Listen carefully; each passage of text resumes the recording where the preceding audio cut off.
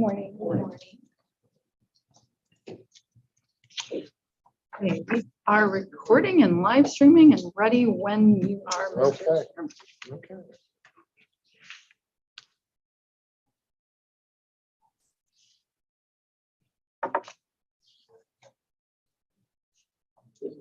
Open, how are you? Good, yourself? Good. Good. Had one meeting this morning already. Had a large cup of coffee, so I'll fill you in. It's uneventful.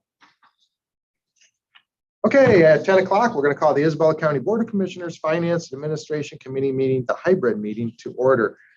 Commissioner Jelazinski will not be here this afternoon, this morning. He is excused. Commissioner Tobin Hope and myself. So for the approval of the agenda, call to the public. We have a couple items. We have an invoice list discussion. We have announcements. We have call to the public and adjournment. Tobin, anything you'd like to add to this? No, sir. Okay, I have nothing else. Then we will move on to call to the public. I'm going to turn them around and call to the public. Everyone shakes their head. They're afraid to come up here, I think. So we're just now then call to the public on the phone. Anything to call. There is not at this time, Mr. Chairman. Okay, no one completely understands what they're missing not joining this meeting. So we'll move on then to item number 4, the 2022 equalization report. So we have Preston up there on our screen.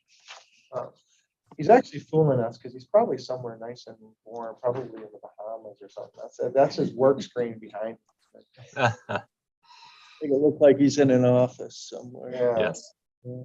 that's typically where I end up being. Well, good morning, all.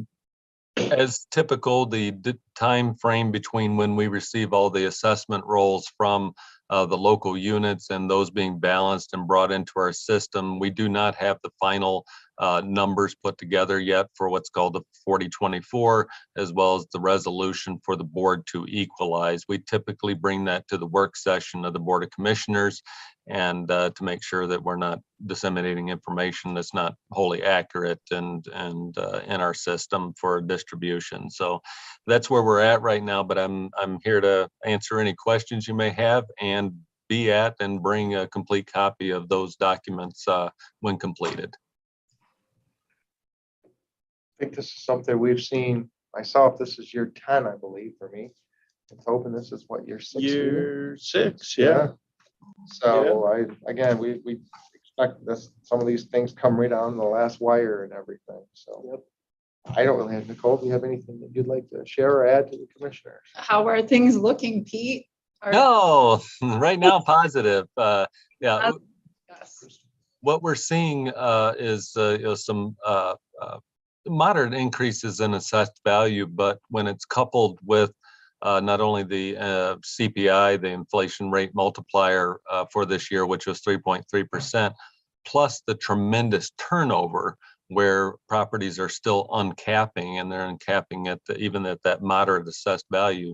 I do believe that the county is going to see more than I think that we initially projected back late in the fall on those on what you're going to see as far as revenue. So that's, I don't want to give you any hard numbers yet, but yeah, I'd say it's looking fairly positive and over our estimates from last fall.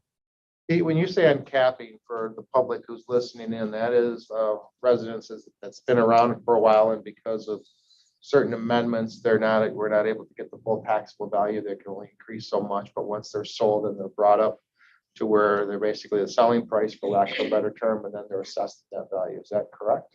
That is correct. The taxable value, once a person purchases property, is thereafter capped and only raises by the CPI, the Consumer Price Index, that's set by the State Tax Commission. It's not the same CPI that you see on the news increasing, or inflation being at 6 or 8%.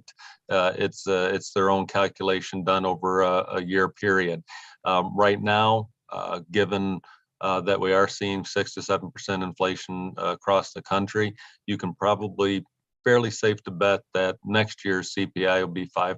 I will tell you that we also see the market is not slowing down yet. However, there are rumors, of course, of the Feds increasing the interest rates, and you're already seeing interest rates still historically low, getting up, 4.5% and such.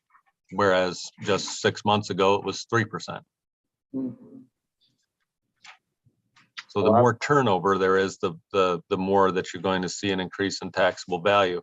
However, what I've heard from real estate agents and appraisers and such is that folks that do take advantage and sell their homes are not finding something reasonable to move into at that point, to go to the next house. So that could have a chilling effect on it, possibly. Okay. Okay. Thank you. Thank you.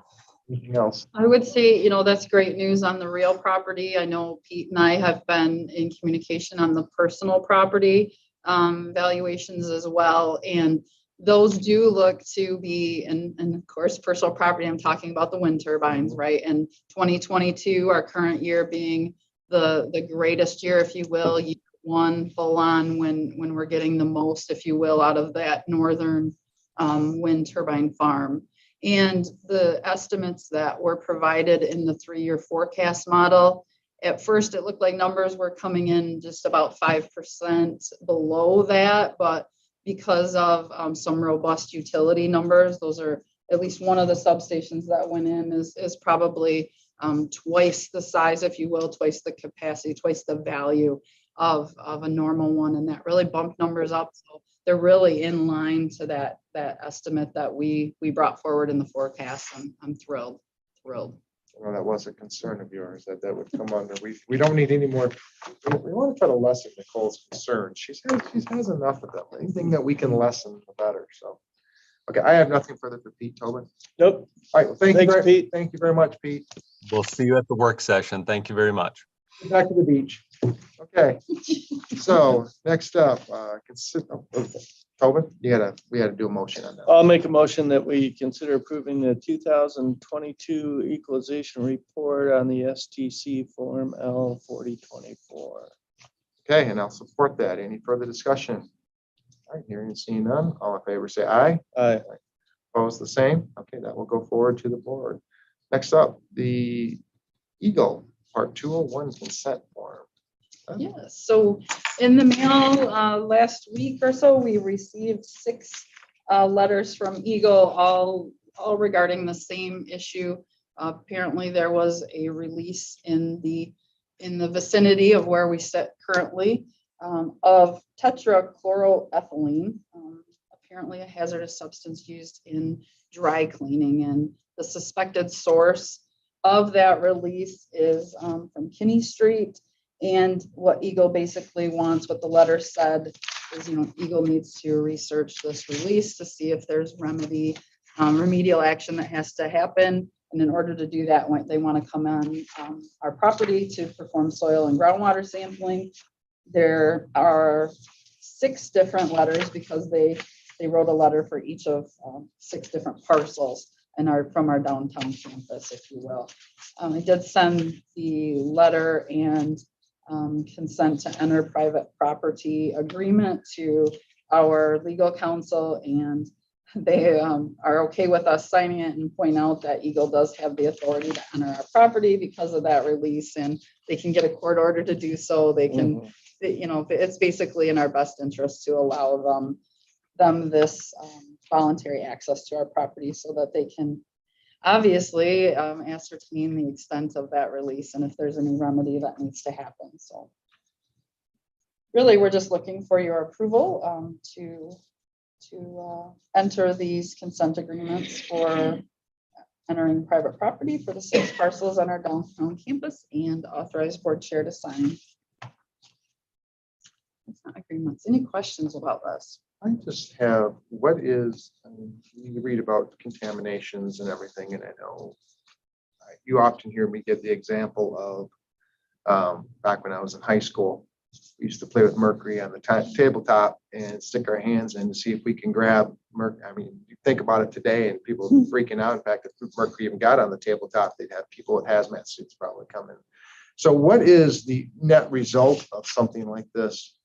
Again, I don't know a whole lot about this, but I mean, if I know where it's a public document, American Cleaners over here on Broadway, everyone kind of knows where that's at. I mean, that's a fairly far distance from there to here.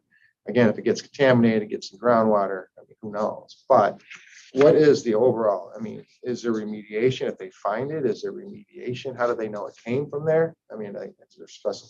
And what is the county's what's the county's remedy if there is remediation against a small business owner? I mean, if there's just so much to do here, I mean, you hate to see, something like this. I hate to see us.